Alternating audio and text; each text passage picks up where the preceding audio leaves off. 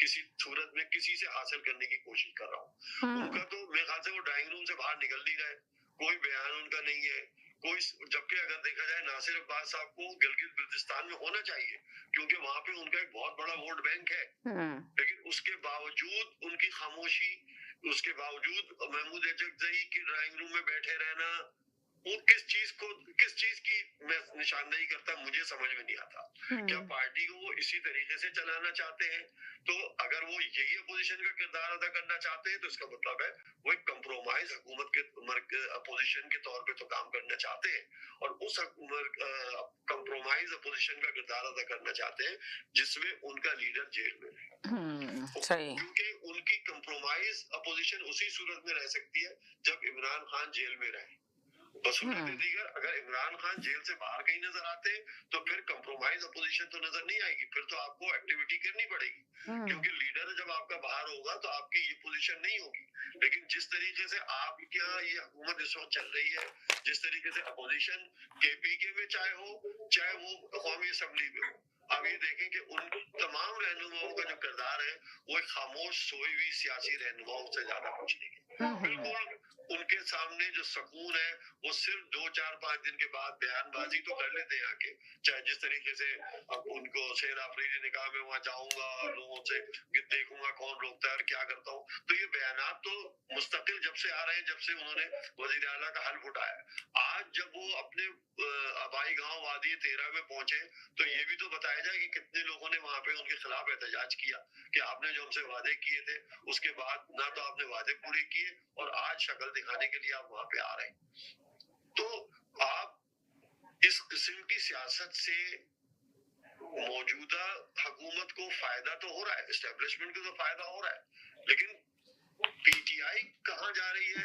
PTI के कारकुनों के अंदर जो मायूसी फैल रही है वो समझ से बाहर है। दूसरी तरफ आप देखें कि उनकी मरकजी क़यादत दूसरी, जिसमें शिबली फराज थे, जिसमें उमर अयूब थे, जिसमें विकास अकरम है, ये सब कहाँ छुपे बैठे हुए?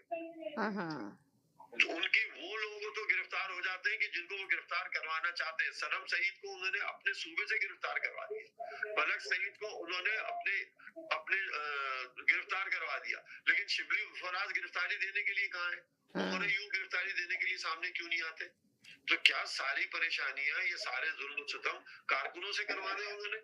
वो कंप्रोमाइज होके आप क्या शेख हुकूमत को नहीं मालूम शेख वकास कहाँ बैठे हुए, उन्हें नहीं मालूम उमर अयूब कहाँ होते हैं, शिबली फराज कहाँ होते हैं, लेकिन क्योंकि आप कमिटेड हुए हुए हैं, आपको इजाजत मिली हुई है घर में सुकून से रहने की, और सिर्फ बात यही है कि आप जबानबंदी करके रखें और सुकून से घर में बैठे रहें। तो बस वो जबानबंदी करके घर में बैठे हुए चले। पीटीआई ने बहरहाल, पीटीआई के लीडरों ने तो अवाम को मायूस किया है, इसमें कोई दो राय नहीं। ठीक है जी, साजिद भाई बोले, क्या कहेंगे सर आप? तमाम देखने वालों को बेहतर सलाम।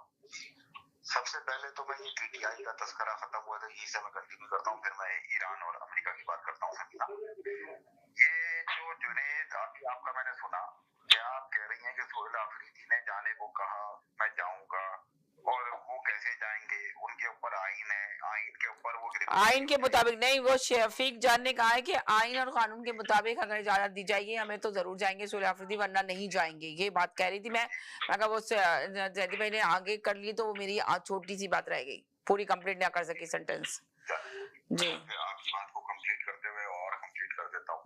सोहेल आफरीदी का ये बयान जो आया था वो ये बयान आया था अगर उनको रिहा नहीं किया गया तो मैं खुद जाऊंगा। तो ये उन्होंने ये कहीं नहीं कहा कि मैं वो अगर वो रिहा हो गए मैं फिर भी जाऊंगा, ऐसा कहीं नहीं था, जिसपे उन्होंने बहुत बड़ी मजम्मत करी थी। ये मुझे बताए समीना, ये कौन सा मुल्क है? फिर मैं बोलता हूँ इस मुल्क को तो आपको बुरा लगता है, ये कौन सा मुल्क है? एक पाकिस्तानी शहरी, एक ऑपोजिशन का क्या बोलूं उसको मैं लीडर, उसको आप मुल्क बदर कर रहे हैं।